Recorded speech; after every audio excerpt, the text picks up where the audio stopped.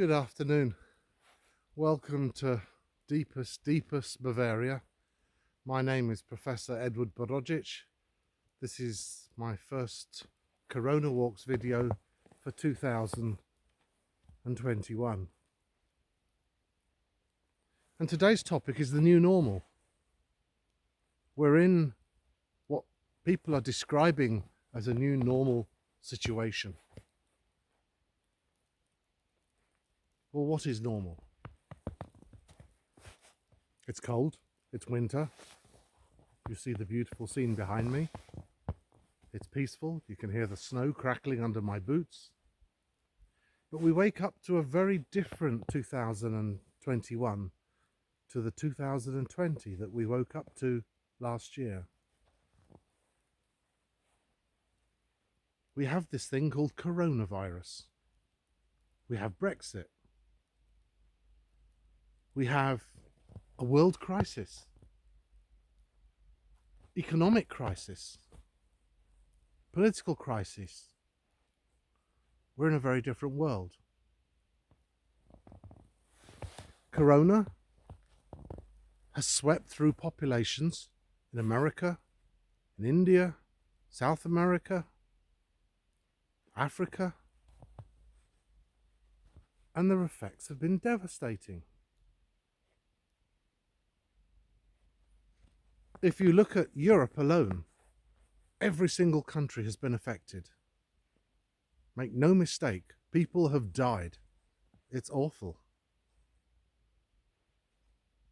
But one country stands out way above the others, the United Kingdom, which has consistently managed a higher death rate than virtually everybody else, which has consistently managed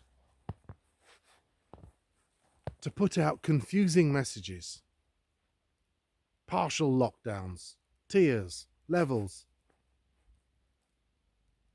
I'm not saying any other country has got a perfect solution, but you could not get a more imperfect solution than the one that's been tried in the United Kingdom. And the tools that we have to fight this virus: hospital beds, PPE equipment, even the vaccination. Serious questions need to be asked about how the government has gone about appropriating this stuff, how much has been paid for it, how much of it actually works, and how much of it was contracts given out to their friends. We have a second major issue regarding Corona, and this is the deniers.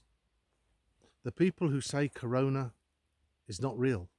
The people who say this is all part of some massive conspiracy, all part of some massive plan. The people who deny that the hospitals are full. The people who deny the excess deaths. Produce fake statistics, numbers. Produce evidence that questions the efficacy of the vaccines. It's normal to question things in a free society. One can ask questions about all sorts of things. But my question is, who is organising and funding some of these campaigns which are very clearly not in the public interest? There's one thing that affects people's behaviour, and that's what you believe.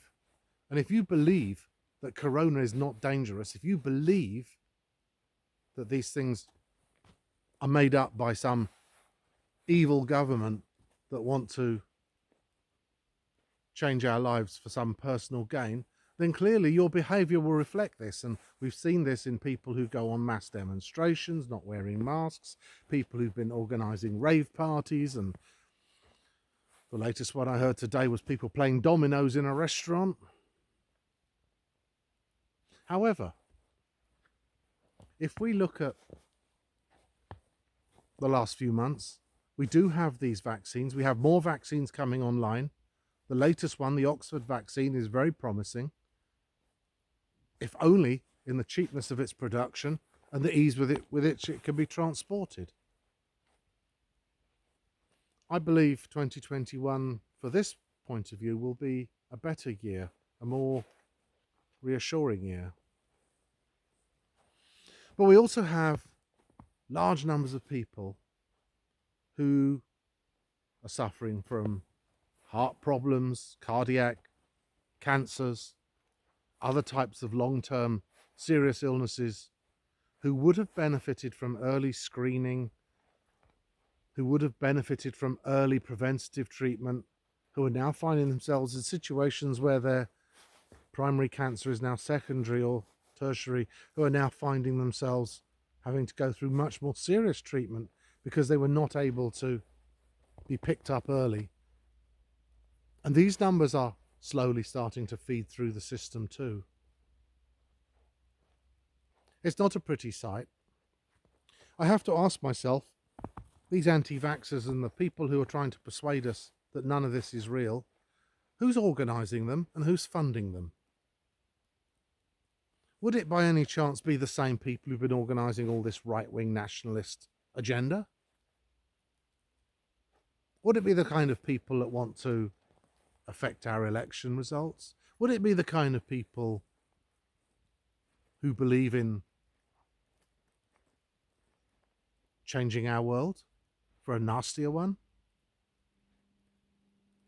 We all want the same things. We want our freedoms back. We want our abilities to move around and be free and do what we want. And I totally sympathise with somebody who says they don't like wearing a mask because it's uncomfortable. I don't like wearing a mask. That's why I come here, so I can walk around without wearing a mask. But don't I have a right to safety when I go to the supermarket? Don't I have a right wherever I go, if it's a public place, to have safety too? And if other people don't wear their masks or don't take it seriously, then they're not taking my safety seriously. I am, however, optimistic about 2021. I've studied disasters and crisis management for 36 years. And the one thing that's amazing about studying these subjects is the absolute immense human ability for resilience, the ability of human beings to survive in the most terrible and awful circumstances. Floods, tornadoes, plagues, fires, mini ice ages. Humans survive. Yes, many of us are experiencing much higher levels of mental health problems, depression, anxiety. And these things are made worse by the loneliness of lockdown, the harshness of wearing masks, and self-isolating. But, like previous generations, we've always found tools to overcome. We have, today, the internet. I can do this. I can talk to you. I could never do this before. This couldn't have happened even 20 years ago. Not without a film crew and a TV company. Now all I need is a mobile phone. And some woods. I think we are going to come out of this, and we're going to come out of this well. I don't know where this nasty plague has come from. I don't know why people would even want to deny other people the right to a healthy life. But I wish you all well for 2021. I think it's going to be a great year and things are going to get better. For me personally, 2020 was awful. And I can only hope for a better and more optimistic year. And that's the human spirit, that we should be optimistic and we should always look forward. Yes, with sadness of the people that we've lost, but we're still here. We're still breathing. Let's keep doing that. Goodbye.